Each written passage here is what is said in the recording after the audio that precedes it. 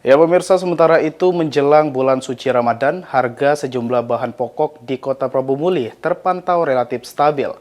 Kenaikan harga yang terjadi dinilai tidak terlalu signifikan dan masih dalam batas wajar.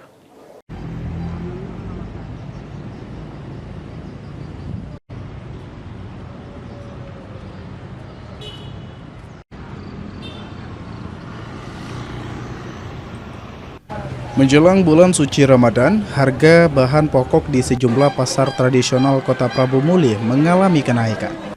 Namun demikian, kenaikan tersebut dinilai tidak terlalu signifikan dan masih terkendali.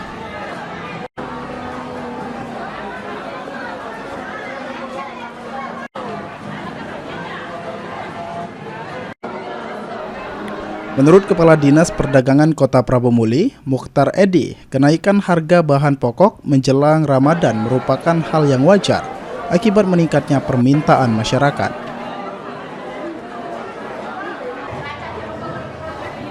Pemerintah Kota Prabu Muli terus melakukan pemantauan harga dan kesediaan bahan pokok untuk menjaga stabilitas pasar serta mencegah terjadinya lonjakan harga yang tinggi.